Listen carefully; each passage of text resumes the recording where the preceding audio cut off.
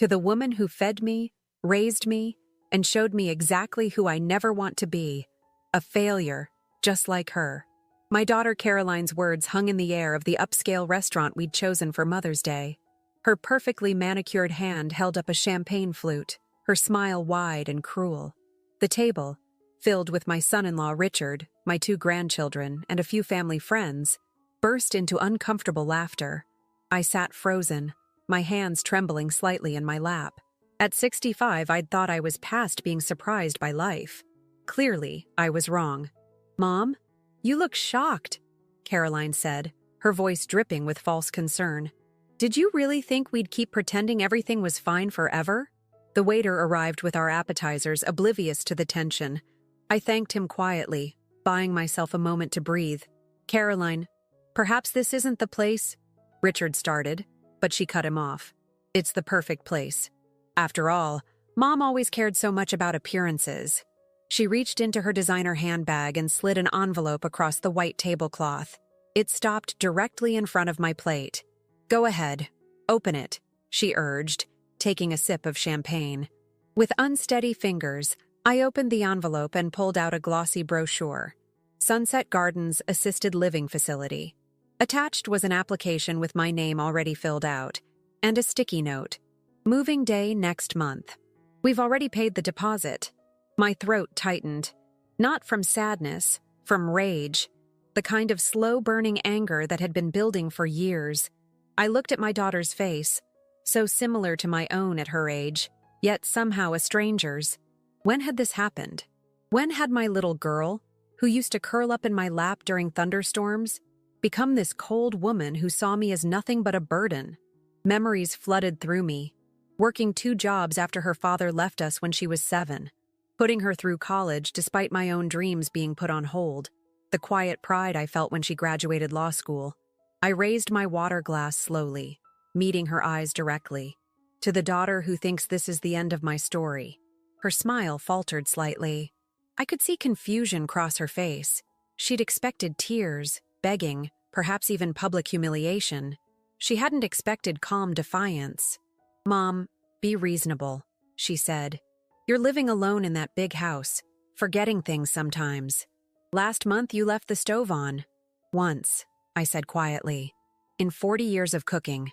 It's not safe," she continued as if I hadn't spoken. "Besides, we have plans for the house." And there it was, the truth slipping out. This wasn't about my well-being. It was about my 4-bedroom Victorian home in a rapidly gentrifying neighborhood. The home I'd poured everything into keeping after the divorce. The home where Caroline and her brother had grown up. The home that was now worth over $1 million. "What plans?" I asked, though I already knew. Richard cleared his throat. "Caroline thought we could renovate it. The kids could each have their own rooms, and that sunroom would make a perfect home office for me. My grandchildren, 10 and 12, looked uncomfortable. They loved visiting my house with its quirky rooms and the treehouse their grandfather had built decades ago." "I see," I said, folding the brochure and placing it back in the envelope. "And my opinion on this doesn't matter?" Caroline's eyes hardened.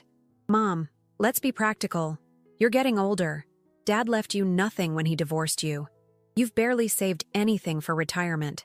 The money from the house will pay for Sunset Gardens for years." What she didn't know, what I'd never told anyone, was that her father hadn't left me completely empty-handed. Robert might have abandoned his family for his young secretary 25 years ago, but guilt had made him generous in ways Caroline never knew about. "I think I'll skip dessert," I said, placing my napkin on the table and standing up. "Thank you for the enlightening lunch." "Mom, don't be dramatic," Caroline hissed, aware of people at nearby tables glancing our way. "Sit down. We're discussing your future." "No," I said, finding strength in my voice that surprised even me. "You're dictating my future. There's a difference." As I turned to leave, Caroline grabbed my wrist. "The appointment at Sunset Gardens is next Tuesday at 10 a.m. Richard will pick you up." I gently removed her hand. "I won't be there." "Mom," she called after me as I walked away. "Mom, you're being ridiculous. What are you going to do?" I paused at the door and looked back at my daughter, this woman who'd somehow become a stranger. Something you clearly don't expect. Outside, the May sunshine felt warm on my face. I took a deep breath of fresh air, feeling strangely liberated. The confrontation I'd feared for years had finally happened, and I was still standing. I walked to my car and sat quietly for a moment, thinking about what had just transpired. A lifetime of memories with Caroline flashed through my mind. Her first steps, high school graduation, wedding day. When had her ambition turned to ruthlessness? My cell phone buzzed with text messages from Caroline. "Mom, you're embarrassing yourself. We're trying to help you. This is happening whether you like it or not." I turned off my phone and started the car. I knew exactly where I needed to go, who I needed to see, the one person who might understand what I was feeling right now. The last person I ever thought I'd turn to after all these years. As I drove across town toward a neighborhood I hadn't visited in over 2 decades, I rehearsed what I would say when the door opened. Would he even recognize me? Would he care about my problems after all this time? I parked in front of the modest bungalow and checked the address one more time. This was it. Robert's house.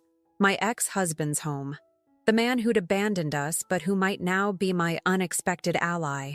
My hand trembled as I reached for the doorbell. Before I could press it, the door swung open. "Elena," Robert said, his eyes widening in surprise. "I was just about to call you." "You were?" I asked, momentarily thrown off balance.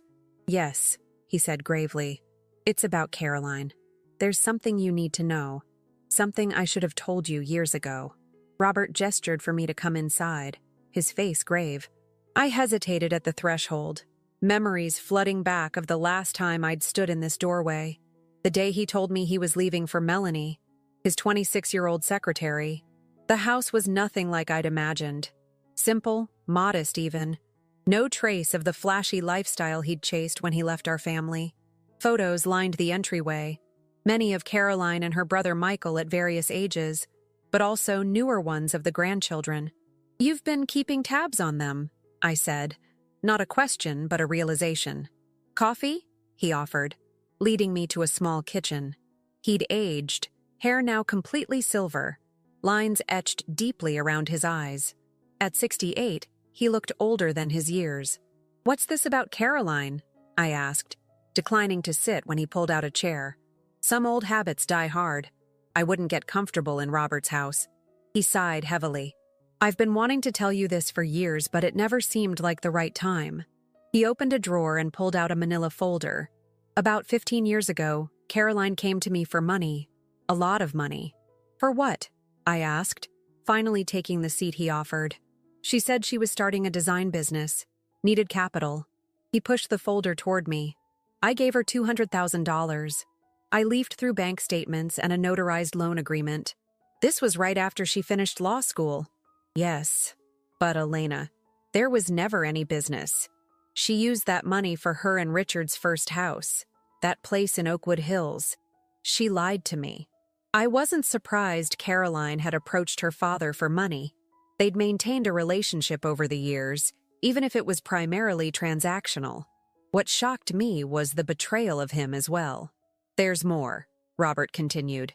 3 years ago, she came back asking for another loan. For the children's education fund, she claimed. I gave her another $100,000. "Let me guess," I said, bitter understanding dawning. "No education fund. Luxury cars and that vacation home in Lake Geneva." Robert's voice cracked slightly. "I'm not innocent in any of this, Elena. I know that. When I left you and the kids, I tried to ease my guilt by giving Caroline whatever she wanted. I never set boundaries. Why are you telling me this now?" "Because she came to see me last week." He pulled out another document. "She wanted me to sign this. It's a statement claiming you're mentally incompetent, that you need to be in assisted living. She said you've been forgetting things, becoming paranoid." My hands shook as I read the paper. This is dated 3 months ago. "She's been planning this for a while, Elena. The nursing home, taking your house, all of it. When I refused to sign, she threatened to tell her children the real reason I left, not the sanitized version we all agreed on." "Which is?" Robert looked away, shame evident in his slumped shoulders. "That I'd embezzled from my company to support Melanie. That I didn't just leave for another woman, but that I was almost prosecuted. You kept quiet about it to protect the kids, and I've been paying you back ever since. The secret we'd kept for 25 years. The monthly deposits into my account that Caroline never knew about. My silence bought and paid for. Where's Melanie now? I asked, suddenly noticing the lack of a feminine presence in the house. Left 10 years ago for someone younger, naturally. A hint of bitter irony tinged his voice. Poetic justice, I suppose. I almost felt sorry for him. Almost. So what exactly is Caroline after? I asked, though I already suspected the answer. Everything, Elena. Your house, my remaining savings. She found out about the payments I've been making to you. She thinks I've been supporting you because you're helpless, not because it was compensation for keeping my secret. I closed the folder. And now she thinks she can force me into that nursing home, sell my house, and control whatever money you still have. Yes. And Elena, he hesitated, looking older than I'd ever seen him. I'm dying. Cancer. 6 months, maybe less. The news should have affected me more than it did, but decades of emotional distance dulled the impact. Still, I felt a twinge of something. Not quite sadness, not quite pity. Does Caroline know? Not yet. But my will. He trailed off. Let me guess. You've left everything to her and Michael. He nodded. It seemed right at the time. But now, knowing what she's planning, he pulled out another document. This is my revised will. I'm leaving half to Michael, who has never asked me for a penny, and half to you. Me? I couldn't hide my surprise. Why would you? Because I owe you, Elena. For everything. And because I trust you to do the right thing with it. He pushed the papers toward me. There's about 1.5 million left. Not a fortune, but enough to ensure you'll never need to worry about a nursing home. Caroline can't touch it. My mind raced. This changed everything, but also nothing. The daughter I'd raised was still trying to strip me of my dignity, my independence, my home. There's something else, Robert said quietly. Something I found in Caroline's papers when she left them here last week. He handed me a real estate listing. My house, my home, with Caroline listed as the seller. The date of listing, next month. She'd already arranged to sell my house out from under me. How could she possibly do this? I own that house outright. Robert slid another document across the table. A power of attorney form with what appeared to be my signature at the bottom. This is a forgery, I whispered, staring at the remarkably convincing signature. I thought it might be, Robert replied. Notice the notary stamp? It's Richard's law partner, James Weston. Of course, Richard's influence extending like a shadow over everything. I remembered signing something at Christmas when I'd been struggling with a bad case of shingles. Caroline had brought over routine paperwork for the property taxes. I'd been in too much pain to read it carefully. I've been such a fool, I said, more to myself than to Robert. We both have, he replied. The question is, what do we do now? I sat in silence for a long moment, the full weight of Caroline's betrayal sinking in. My own daughter, plotting, scheming, willing to discard me like an inconvenient piece of furniture. All for what? Money? The house? Or was there something deeper? Some resentment that had festered for years? I need to speak with Michael, I said finally. Does he know what his sister is planning? I don't think so. He's been in Seattle for the past 5 years. They don't talk much. My son, always the quiet one, the peacemaker. We'd drifted apart after he moved across the country, our communication reduced to holiday calls and occasional emails. But I knew in my heart he wouldn't be part of this. Elena, Robert said, reaching across the table to touch my hand tentatively. I didn't pull away, surprising myself. I know I have no right to ask anything of you, but please let me help fix this. Before I go. Part of me wanted to refuse on principle. Why should I accept help from the man who'd abandoned us? But the practical side of me, the side that had survived raising 2 children alone, that had worked multiple jobs and stretched every dollar, knew that this was no time for pride. All right, I said. But we do this my way. No confronting Caroline directly, not yet. He nodded, relief evident on his face. Whatever you need. I need a lawyer, someone not connected to Richard's firm, and I need time to think, to plan. As I stood to leave, Robert handed me a key. To my lake cabin. About 2 hours north. Caroline doesn't know about it. You'll be safe there while we figure this out. I took the key. An unexpected lifeline. Thank you. Elena, he called as I reached the door. For what it's worth, I'm sorry. For everything. 25 years too late, I thought. But I nodded acknowledgement all the same. Back in my car, I sat gripping the steering wheel, my mind racing through options. I couldn't go home. Not now, knowing what I knew. Caroline might be monitoring me, waiting for a reaction to her Mother's Day ambush. My phone buzzed again. More texts from Caroline. Mom, you're being childish. Call me. Richard is coming over tomorrow to discuss the paperwork. This is happening whether you want it or not. I turned the key in the ignition, decision made. I needed distance, clarity, and most of all, a plan. Caroline thought she was dealing with a helpless old woman who would roll over and accept her fate. She was about to learn how wrong she was. As I drove north toward Robert's cabin, I made a mental list. Call Michael, find a lawyer, secure my personal documents, access my emergency savings. The initial shock was wearing off now, replaced by a cold, focused determination. My phone rang. Caroline again. I declined the call and then, on impulse, pulled over at an electronics store. 20 minutes later, I had a prepaid phone that Caroline couldn't track and had turned off my regular cell. Back on the highway, a memory surfaced. Caroline at 7 years old, watching me pay bills at the kitchen table, asking why I looked so worried. Sometimes adults have to make hard choices, I'd told her. I'll take care of you when I grow up, Mommy, she'd promised, her little face serious. You'll never have to worry. A bitter laugh escaped me. How life twisted innocent promises into something unrecognizable. The sun was setting as I turned onto the gravel road leading to Robert's cabin. Just as I approached the final bend, my headlights illuminated a familiar car parked near the entrance. My heart nearly stopped. A sleek, black BMW. Richard's car. How had they found me? How could they possibly know about this place? As I cut my engine and sat in the gathering darkness, the cabin door opened. A silhouette appeared in the doorway, backlit by the warm glow from inside. Not Richard or Caroline, but someone I hadn't seen in years. Someone who might be my salvation, or my final undoing. Hello, Mom. My son Michael stood in the doorway, his tall frame silhouetted against the cabin light. I hadn't seen him in person for almost 2 years. The Seattle tech job that had seemed so promising had also created a distance between us that went beyond geographic miles. Michael? I whispered, almost afraid he might disappear. How did you— Dad called me, he said, stepping outside and walking toward my car. He explained everything. Relief and caution warred within me.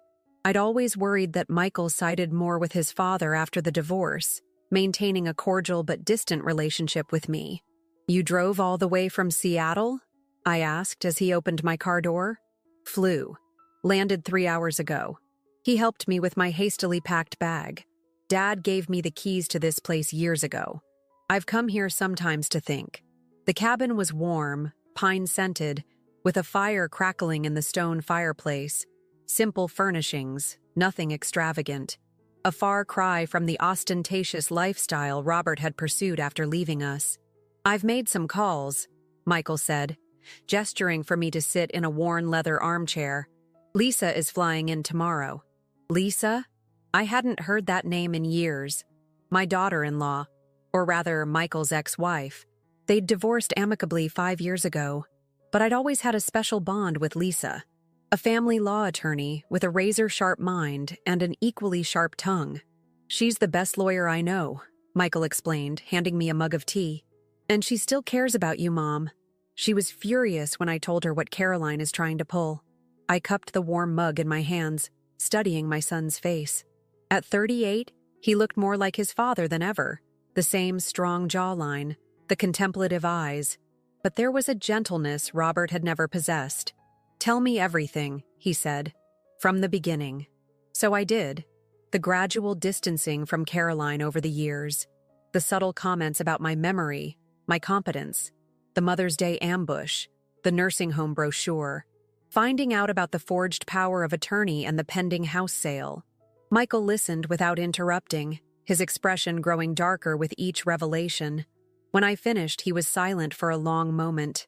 I knew Caroline had changed, he finally said. But this is criminal. She's your sister, Michael. And you're my mother.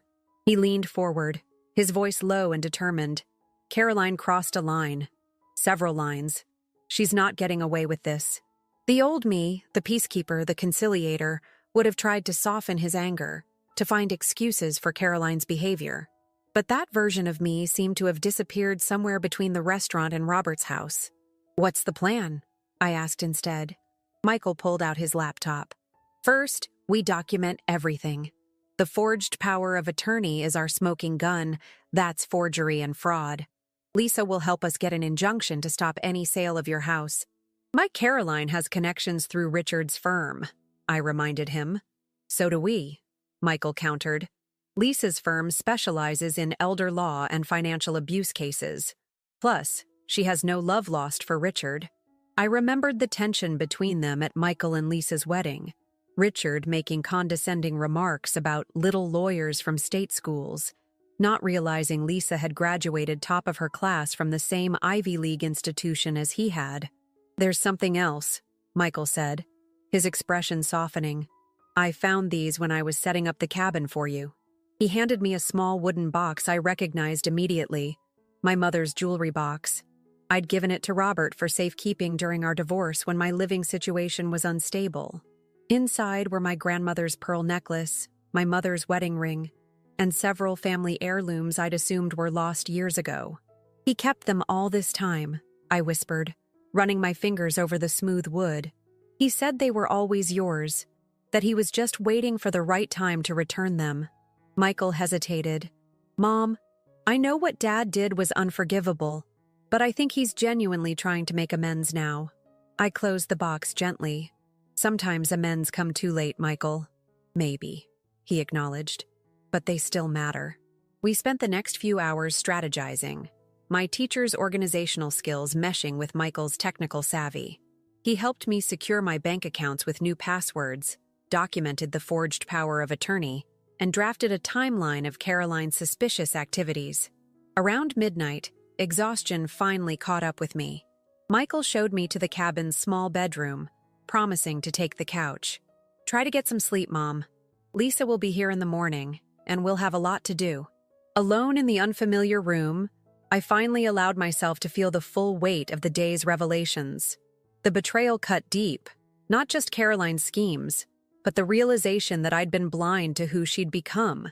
Had my love blinded me? Or had I simply not wanted to see the truth? I awoke to hushed voices and the aroma of coffee. For a moment, disorientation gripped me, before the previous day's events came rushing back. Through the bedroom window, I could see a rental car had joined Michael's BMW. Lisa had arrived. I dressed quickly in the spare clothes I'd packed and emerged to find my former daughter-in-law bent over a stack of documents at the dining table. At 40, Lisa Chen was still striking, her sleek black hair now sporting a few silver strands, her keen eyes missing nothing. Elena, she said warmly, rising to embrace me. I've missed you. It's been too long, I agreed, returning her hug. The divorce had been Lisa and Michael's decision, their careers pulling them in different directions, but losing regular contact with Lisa had been my private sorrow. I hear your daughter is trying to pull some seriously shady business, Lisa said, getting straight to the point as always. Let me assure you, we're not going to let that happen. Michael poured me coffee as Lisa laid out her initial assessment. The power of attorney is clearly forged, and we can prove it with a handwriting analysis. The fact that Richard's partner notarized it makes this even more serious. That's an ethics violation that could threaten his bar license. What about my house? I asked. I've already filed an emergency injunction to prevent any sale, Lisa said. But we need to move quickly. Based on what Michael told me, Caroline and Richard are planning to move forward regardless of your wishes. My phone, the new prepaid one, buzzed with a text from Michael's phone. He'd been monitoring my regular cell phone remotely. Caroline's called you 17 times since yesterday, he reported, and left 6 messages. The last one says they're filing a missing persons report if they don't hear from you by noon. Let them, Lisa said with a hint of satisfaction. That actually works in our favor. When you show up safe and sound with legal representation, it makes them look either incompetent or manipulative. The cabin door opened and Robert entered carrying grocery bags. He nodded awkwardly to Michael and Lisa before addressing me. How are you holding up, Elena? Better than expected, I admitted. The anger was still there, but it had transformed into something more focused, more purposeful. I've been thinking, Robert said, setting down the bags, about the money I've been paying you all these years. Dad, maybe now isn't the time, Michael began, but I gestured for him to wait. What about it, Robert? We've always called it maintenance, but legally it's been more of a private arrangement. Nothing court-ordered. He glanced at Lisa. Would it be possible to reclassify those payments? Make them official somehow? Backdated? Lisa's eyes narrowed thoughtfully. What are you thinking? If those payments were officially part of a divorce settlement, they'd be harder for Caroline to challenge, right? And they'd establish a long history of financial support that contradicts her claim that Elena is destitute and needs her house sold. Lisa's expression shifted to respect. That's actually quite smart. We'd need to file an amended divorce decree, but given that both parties consent, it's doable. I studied my ex-husband, this man I'd once loved, then hated, and now viewed with complicated resignation. Why are you really doing this, Robert? He met my gaze directly. Because it's right, because I owe you, and because Caroline needs to learn that there are consequences to manipulation and deceit. A lesson I should have taught her long ago. The four of us worked through the morning, building our strategy piece by piece. Lisa's legal expertise, Michael's technological skills, Robert's financial resources, and my intimate knowledge of Caroline's patterns all combining into something formidable. Around noon, Lisa's phone rang. Her expression turned serious as she listened. Then she put it on speaker. Hello, Lisa Chen, she said formally. This is Richard Harmon, came the smooth, confident voice I recognized as my son-in-law's. I understand you filed some kind of injunction regarding property belonging to my mother-in-law. That's correct, Lisa replied coolly. I'm representing Elena Wilson in this matter. A pause, then, I think there's been a misunderstanding. My wife and I are simply trying to help Elena transition to assisted living. She's been having episodes, memory issues. We're concerned about her safety. Interesting, Lisa said. And does helping her typically involve forging her signature on a power of attorney and listing her house for sale without her knowledge? Another, longer pause. I don't know what Elena has told you, but I assure you, everything we've done has been with her best interests in mind. Then you won't mind explaining that to the judge at our emergency hearing tomorrow morning. Oh, and to the Bar Association Ethics Committee when I file my complaint about your partner's notarization of falsified documents. Richard's tone shifted, hardened. You're making a serious mistake, Lisa. Caroline and I are trying to protect Elena from herself. If you're enabling her delusions, save it for court, Richard, Lisa cut in. And let Caroline know that her mother is perfectly fine, just not where you can manipulate and defraud her. She ended the call and looked at me. They'll try to paint you as confused, possibly even mentally compromised. We need to be ready for that. I've already scheduled an independent cognitive assessment for tomorrow morning before the hearing, Michael said. The doctor is a specialist who testifies in elder law cases. I felt a strange mix of emotions, anxiety about the confrontation ahead, anger at Caroline's betrayal, but most surprisingly, a growing sense of excitement. For the first time in years, perhaps decades, I wasn't just reacting to life's challenges, I was taking control. There's something else we should consider, I said, an idea taking shape. Caroline doesn't know about Robert's cancer diagnosis or his revised will. No, Robert confirmed. And she doesn't know about the documentation I've kept of her false loan requests either. We could use that, I suggested. Not as our first move, but as leverage if needed. Lisa looked impressed. You're thinking strategically, Elena. Good. Michael's laptop chimed with an alert. His expression darkened as he read the screen. What is it? I asked. They've escalated, he said grimly. Caroline just had the utilities shut off at your house and changed the locks. They're moving faster than we anticipated. Can they do that? I asked Lisa. Not legally, no. But they're trying to create a fait accompli, making it impossible for you to return home. Robert stood abruptly. We need to move now then, before they can do any more damage. Agreed, Lisa said, gathering her documents. Elena, are you ready for this? It's going to get ugly before it gets better. I thought of Caroline's cold smile at the Mother's Day lunch, of her dismissive words. A failure, just like her. I thought of the decades I'd spent supporting her, believing in her, loving her despite her growing ambition and materialism. Yes, I said, straightening my shoulders. I'm more than ready. As we prepared to leave the cabin, Michael pulled me aside. Mom, there's something else you should know. Something Dad didn't tell you. My heart sank. What is it? It's about Caroline's husband, Richard. Dad found something while looking through their loan documents. Michael hesitated. Tax records showing that Richard's law firm is in serious financial trouble. They've been hiding assets, taking out massive loans. I think Caroline isn't just being greedy. She's desperate. Desperate enough to destroy her mother? I asked, the hurt still fresh. Desperate people justify terrible things. Michael said quietly. It doesn't excuse what she's doing, but it might explain it. As we drove away from the cabin, I watched the peaceful lake recede in the side mirror. Ahead lay confrontation, painful truths, and the final unraveling of my relationship with my daughter. But for the first time in years, I felt a sense of purpose and clarity. Caroline had raised her glass to my failure, not realizing her words would become the catalyst for my reclamation. She thought she was writing the end of my story. She was about to discover it was merely the beginning of a new chapter. The courthouse steps seemed steeper than I remembered from my teaching days when I'd occasionally been called to testify in family court matters. Lisa walked beside me, her navy suit and confident stride a sharp contrast to my more casual attire. Michael and Robert followed a few steps behind, an unlikely alliance forged by necessity. Remember, Lisa whispered as we approached the entrance, let me do most of the talking.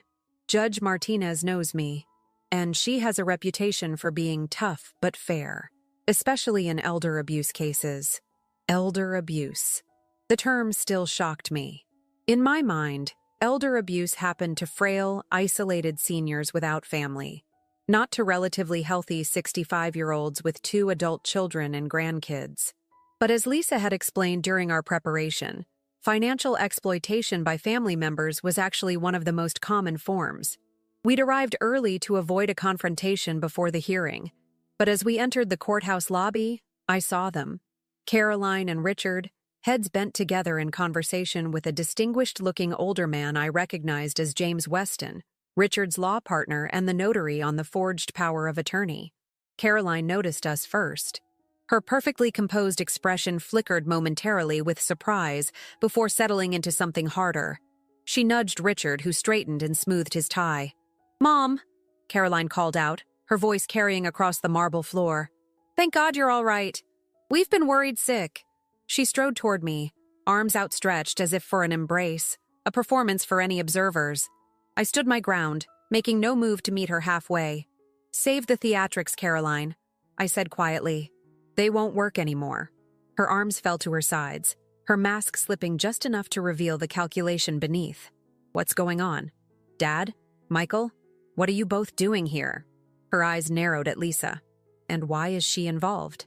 "Ms. Wilson has retained me as her attorney," Lisa stated formally. "All communication regarding this matter should go through me from now on."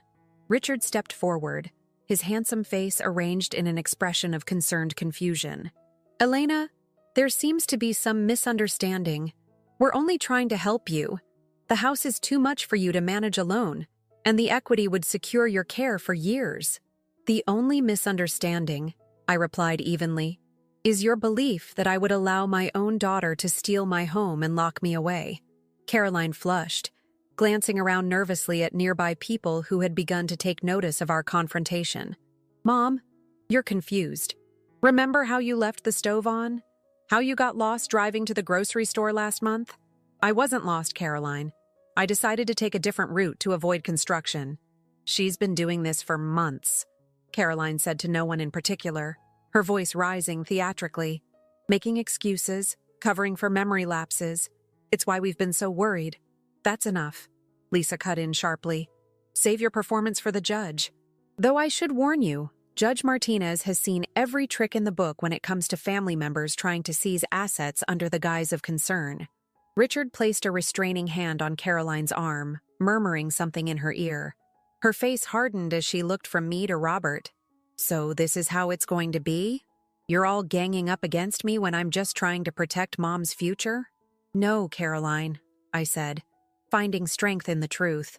You're trying to protect your future at my expense. The house, the power of attorney, the nursing home. It was never about my welfare. Her eyes flashed dangerously. You have no idea what you're talking about. Actually, I do, I countered. I know about the financial trouble Richard's firm is in. I know about the loans you took from your father under false pretenses. I know you've already listed my house for sale without my knowledge or consent. Shock registered on her face, followed quickly by fury as she turned to Robert. You had no right to share that information. He had every right, Michael interjected, just as Mom has every right to defend herself against your schemes. Before Caroline could respond, a bailiff called our case number. As we turned toward the courtroom, I caught a glimpse of uncertainty on my daughter's face, the first crack in her confident facade. Inside the courtroom, Judge Martinez, a stern-looking woman in her 60s with silver-streaked dark hair, surveyed all parties with shrewd eyes. After the initial formalities, Lisa presented our case succinctly: the forged power of attorney, the unauthorized house listing, the pattern of Caroline undermining my independence and autonomy. When it was Richard's turn to speak for their side, he adopted a tone of reasonable concern. Your Honor, we understand how this might appear, but we've been increasingly worried about Mrs. Wilson's cognitive state. The power of attorney was prepared as a precautionary measure, with her best interests at heart. And was Mrs. Wilson present when this document was notarized? Judge Martinez asked, peering over her reading glasses. Richard hesitated just long enough. She was indisposed that day, Your Honor, suffering from shingles, but she had verbally agreed to the arrangement. The judge's expression darkened. Mr. Harmon, are you suggesting that Mr. Weston notarized a document without the signatory present? James Weston shifted uncomfortably in his seat as Richard fumbled for a response. I have here, Lisa interjected, Mrs. Wilson's medical records from that day, showing she was indeed suffering from shingles and had been prescribed significant pain medication. I also have the results of a comprehensive cognitive assessment performed yesterday, confirming that Mrs. Wilson is fully competent and shows no signs of cognitive impairment. Judge Martinez reviewed the documents carefully before turning her gaze to Caroline. Ms. Harmon, would you care to explain why you took it upon yourself to list your mother's home for sale without her knowledge? Caroline straightened, smoothing her expression into one of daughterly concern. Your Honor, my mother has been showing signs of financial instability. The house requires maintenance she can't manage. We believed the best course of action was to help transition her to assisted living where she would be safe and properly cared for. And the proceeds from the house sale, the judge pressed, would be held in trust for her care, Caroline replied smoothly. With you as trustee, I presume? As her daughter, it seemed appropriate. Judge Martinez set down her pen and folded her hands. Mrs. Wilson, would you like to respond to your daughter's assessment of your situation? All eyes turned to me. I stood, my hands steady, my voice clear. Your Honor, I have lived independently and managed my finances successfully for over 25 years since my divorce. I am retired, but financially secure. My home is paid for, I have savings, and I receive both a teacher's pension and regular support payments from my ex-husband. I am neither incapable nor destitute. I paused, looking directly at Caroline. My daughter's actions were not motivated by concern for my welfare, but by her own financial interests.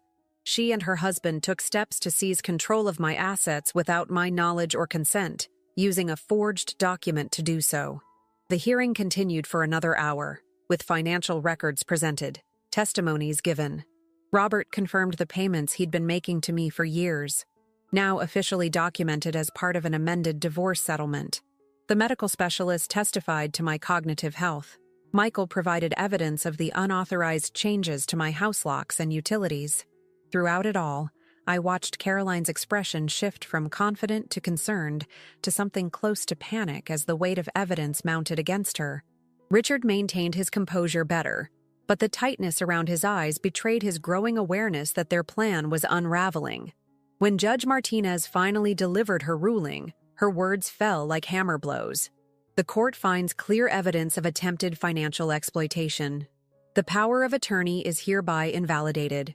An injunction is granted preventing any sale of Mrs. Wilson's property without her explicit verified consent. Furthermore, I am referring this matter to the District Attorney's Office for potential criminal charges of forgery and fraud, as well as to the State Bar Association for ethics violations related to the improper notarization. She fixed Caroline and Richard with a stern look. You should both consider yourselves fortunate that Mrs. Wilson has not pressed for immediate prosecution. As we rose at the judge's dismissal, I caught Caroline's eye across the courtroom. The confident, calculating daughter who had raised a toast to my failure was gone, replaced by a woman whose carefully constructed world was crumbling around her. Outside in the corridor, Lisa squeezed my arm supportively. Phase 1 complete. You did wonderfully, Elena. What now? I asked, feeling strangely hollow despite our victory. Now, Michael said, we go home and make sure they haven't done any permanent damage. Home.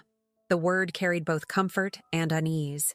The locks were changed, the utilities shut off, and more importantly, the sanctuary I'd created for myself had been violated by my own daughter's betrayal. As we walked toward the exit, a voice called out behind us. Mom, wait! I turned to see Caroline hurrying after us, alone. Richard was nowhere in sight. Her designer suit was slightly rumpled now, her perfect hair coming loose. For a moment, I caught a glimpse of vulnerability that reminded me of the little girl she'd once been. Please, she said, her voice lacking its usual confidence. We need to talk. We need to talk, Caroline repeated, her voice lacking its usual commanding tone. I glanced at Lisa, who nodded slightly. We'll wait by the car, she said, guiding Michael and Robert toward the exit. When we were alone in the corridor, Caroline and I moved to a quiet alcove near a window. The afternoon sun cast long shadows across the marble floor. For a moment, neither of us spoke. Richard's gone to call our attorney, she finally said, her eyes not quite meeting mine. I thought James Weston was your attorney? Not anymore. She smoothed her skirt, a nervous gesture I recognized from her childhood. He's afraid of being disbarred over the notarization issue. He's withdrawn from the case. I studied my daughter's face. This person who'd been willing to strip me of my dignity, my independence, my home. The anger was still there, simmering beneath the surface, but now mingled with something unexpected, pity. Why, Caroline? I asked simply. She flinched at the directness of the question. You wouldn't understand. Try me. She sighed, leaning against the window ledge. Richard's firm is in trouble. Deep trouble. Bad investments. A few cases that went sideways. We've been keeping up appearances, but we're drowning in debt. So you decided to solve your problems by taking my house? By forcing me into a nursing home? It wasn't like that. Not at first. A hint of defiance crept back into her voice. We really were concerned about you living alone. The plan was for you to move in with us temporarily while we renovated the house, then sell it at a profit. The nursing home idea came later, when you started pushing back. When I refused to be a convenient solution to your financial problems, I corrected. Caroline's shoulders slumped. You make it sound so calculated. Wasn't it? It was survival, she countered. Do you have any idea what it's like watching everything you've built crumble around you? The firm, our reputation, the children's private school tuitions? Actually, I do, I said quietly. When your father left us with nothing but debts and broken promises, I had to rebuild from scratch. I worked 2 jobs, clipped coupons, patched clothes instead of buying new ones. Also, you and Michael could have opportunities. That was different. How? Because you have designer tastes and country club memberships to maintain? My voice remained level, but the words cut deep. I made sacrifices for my children. You were willing to sacrifice your mother. Caroline had no answer for that.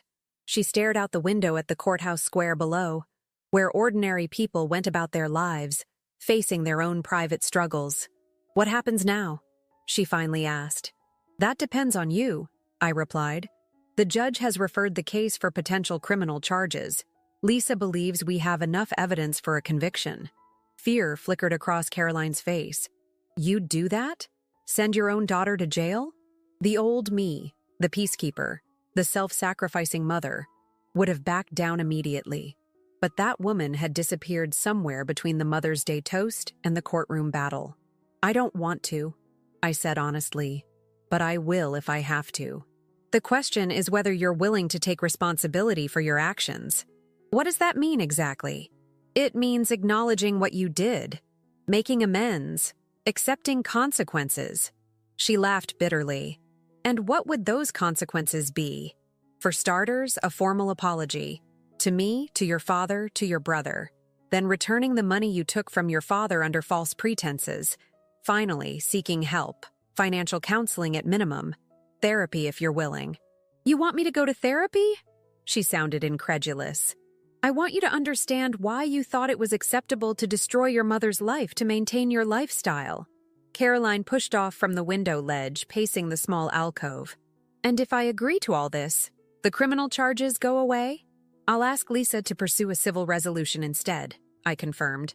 But Caroline, this isn't just about avoiding jail time. This is about whether we have any relationship going forward. She stopped pacing, something vulnerable crossing her face. What does that mean? It means I'll always be your mother. But trust has been broken. Rebuilding it will take time and genuine effort on your part. And if I don't agree? Then we proceed with the criminal charges, and you face the consequences of your actions through the legal system. Caroline was silent for a long moment, the weight of the choice before her visible in her posture. I waited, giving her the space to make her decision. What about Richard? She finally asked. What about him? He was part of this too. Yes, he was, I acknowledged. His choices are his own, as are yours. Something shifted in her expression, a realization perhaps, that she was standing at a crossroads. I need to think, she said, straightening her shoulders. Take all the time you need, I replied, moving toward the corridor. I'll be at home, my home, when you're ready to talk again. This ties, 3 months passed. The utilities were reconnected, the locks changed back, my life gradually returning to normal, though normal had taken on a new meaning. Robert's cancer treatment had begun, with mixed results. The prognosis remained grim, but he faced it with a dignity I wouldn't have expected from the man who'd abandoned his family decades ago.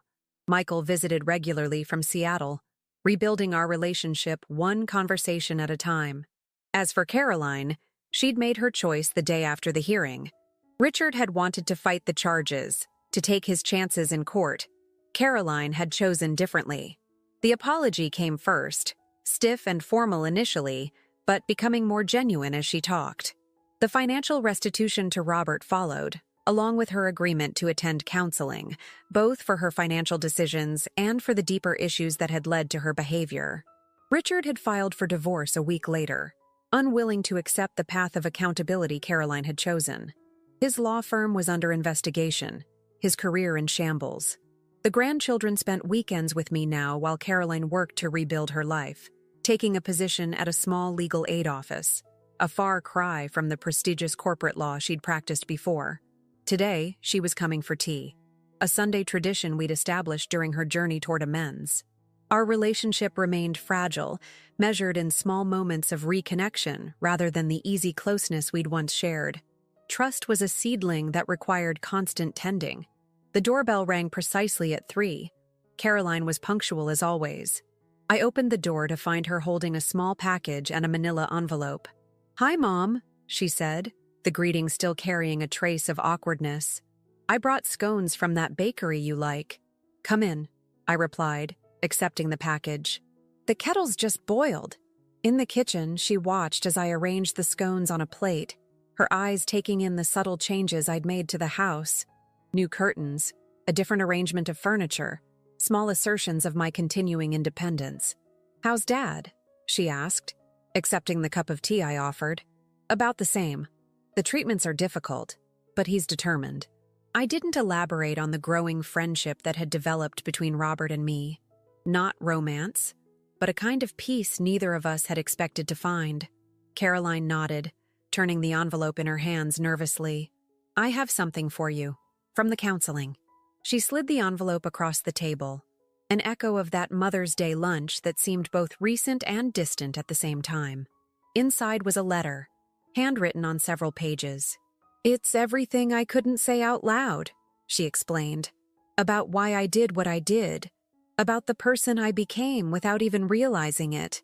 Dr. Sanderson suggested I write it all down." I set the letter aside for later, understanding its importance, but unwilling to shift the moment into heavier territory.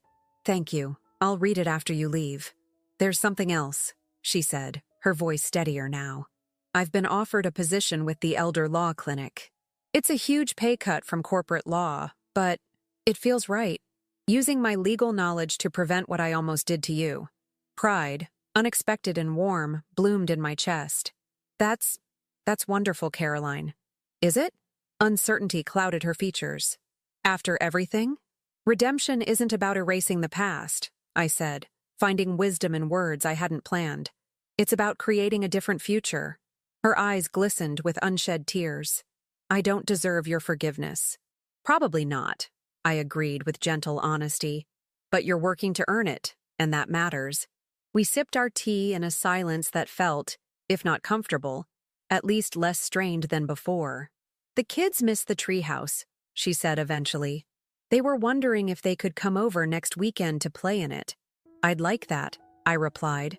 The grandchildren had been cautious around me at first, confused by the family turmoil. Gradually they'd relaxed, returning to the easy affection we'd always shared. As Caroline prepared to leave, she paused in the doorway. "Mom, can I ask you something?" "Of course." "That day at the restaurant, when I gave you the nursing home brochure, you said, 'To the daughter who thinks this is the end of my story.' You seemed so certain, even then. How did you know you'd find a way through?" I considered the question, reflecting on the woman I'd been before that moment. Competent, but complacent. Loving, but perhaps too willing to be taken advantage of. "I didn't," I admitted. But I knew I wasn't finished yet. After Caroline left, I sat on the porch swing, opening her letter. The pages contained raw, painful truths about her resentment of the sacrifices I'd made after the divorce, her terror of financial insecurity after witnessing my struggles, her determination to never be vulnerable the way I had been. Beneath the calculated actions was a wounded child who'd learned the wrong lessons from watching her mother's resilience. Understanding didn't erase the harm done, but it created space for healing. I folded the letter carefully and went inside to call Michael, then Robert, making plans for a family dinner the following weekend. Not a reconciliation exactly, but a beginning. That evening, as I prepared for bed, I caught my reflection in the bathroom mirror. The woman looking back at me was different from the one who'd sat shocked and silent at that Mother's Day lunch. Stronger, clearer-eyed, unwilling to be diminished. Caroline's cruel toast had been meant to end my story, to write me off as a failure, an inconvenient obstacle to her plans. Instead, it had become the catalyst for my reclamation of my home, my independence, my sense of self-worth. I thought of the nursing home brochure, now a distant memory. My story wasn't ending. It was evolving. The future stretched before me, uncertain but mine to shape. Tomorrow, I would call Lisa about the community legal clinic where I'd been volunteering, sharing my experience with other older adults facing similar challenges. Next week, I'd meet with the real estate agent about the small rental property I was considering as an investment. The following month, a weekend trip to Seattle to visit Michael. My last move hadn't been about revenge or punishment. It had been about reclaiming my power and setting boundaries that Caroline, and everyone else, would now respect. To the daughter who had thought it was the end of my story, it was merely the beginning of a new chapter, one written entirely in my own hand.